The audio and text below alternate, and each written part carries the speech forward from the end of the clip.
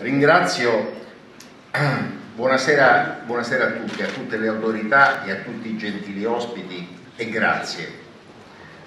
Ringrazio l'Associazione Europea delle Comunità Ebraiche e il suo presidente, il rabbino Margolin, il dottor Pacifici, gli organizzatori di questa importante iniziativa.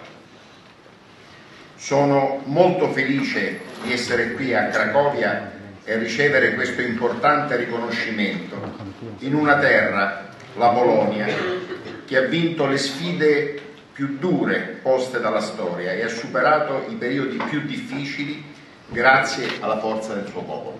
Grande riconoscimento al costante lavoro che la Polizia di Stato e tutte le forze dell'ordine in Italia, in primo luogo l'Arma dei Carabinieri e la Guardia di Finanza, svolgono a tutela della sicurezza della comunità e a tutela della sicurezza della comunità ebraica italiana e di tutti noi, prevenendo e contrastando ogni fenomeno criminale, ogni forma di discriminazione o emarginazione, garantendo il rispetto del principio di uguaglianza che è espresso all'articolo 3 della Costituzione della Repubblica Italiana, che dice che tutti i cittadini hanno pari dignità e sono uguali davanti alla legge, senza distinzioni di sesso, razza, lingua, religioni, opinioni politiche, condizioni personali e sociali. Valori da salvaguardare e proteggere da ogni manifestazione di odio e ostilità.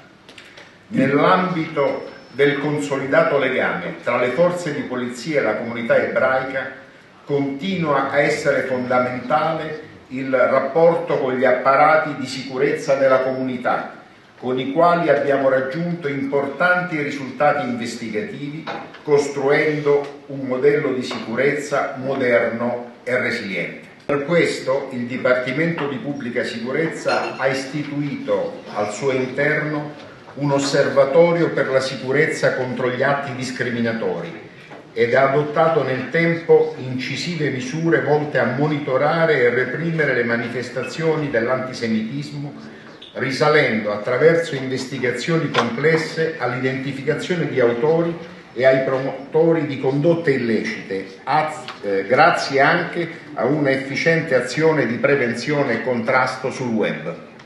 La tutela della pubblica sicurezza è il nostro lavoro, la nostra missione che svolgiamo ogni giorno con dedizione e spirito di servizio. E ora qualche breve ricordo personale.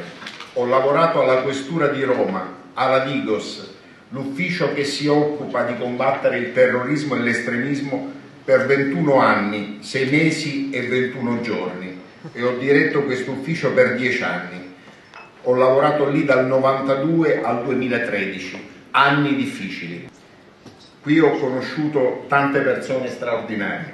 Non vorrei fare torto a qualcuno perché sono tante le amiche e gli amici. Riccardo Pacifici, Gianni Zarfati, presidente Noemi Di Segni, presidente Ruth Duraghello. Abbiamo condiviso momenti difficili, complicati. Ricordo lo smarrimento dopo i fatti gravissimi dell'11 settembre, quando ci siamo visti in comunità, oppure il parlare quando si aggravava la crisi in Medio Oriente. E da queste persone ho ricevuto tantissimo, sia in termini professionali che personali. E l'amico Gianni Zarfati ha inteso onorare la sua memoria facendo piantare degli ulivi a Gerusalemme. Questo per fare capire l'intensità dei nostri rapporti. Ed è un mio vanto professionale essere riuscito durante il mio mandato a tutelare la comunità ebraica di Roma. Ma ho un cruccio: il fatto che non siano stati ancora assicurati alla giustizia gli autori del vile attacco alla sinagoga di Roma il 9 ottobre dell'82, l'omicidio del giovanissimo Stefano Gaitascelli. Lo ha ricordato Riccardo, ma i nostri sforzi, quelli della polizia, non si fermeranno, perché per noi non esistono cold case e infatti sono onorato di aver partecipato alle operazioni per la cattura di Erich Priebke e di Karl Haas, 2 criminali nazisti, perché il tempo, la lontananza del tempo non deve mai far cessare il bisogno di giustizia. Ricordando che in questo momento così difficile, dove anche questa terribile pandemia ha contribuito a diffondere, specie sul web, sentimenti di odio che pensavamo sepolti, ciascuno di noi è chiamato a fare la sua parte, assumendosi la responsabilità di vivere il presente per costruire insieme un futuro migliore. La Polizia, ma tutte le forze di polizia italiana, vi assicuro, lo fanno e lo faranno, e accolgo l'invito di Riccardo Pacifici per organizzare l'anno prossimo un meeting a Roma con i capi della Polizia per discutere di queste problematiche, perché ritengo sia molto importante non abbassare mai la guardia e per questo scambiarsi delle esperienze, perché l'antisemitismo e questi vecchi fantasmi del passato non debbono mai tornare e appena si riaffacciano debbono essere immediatamente stroncati. Grazie.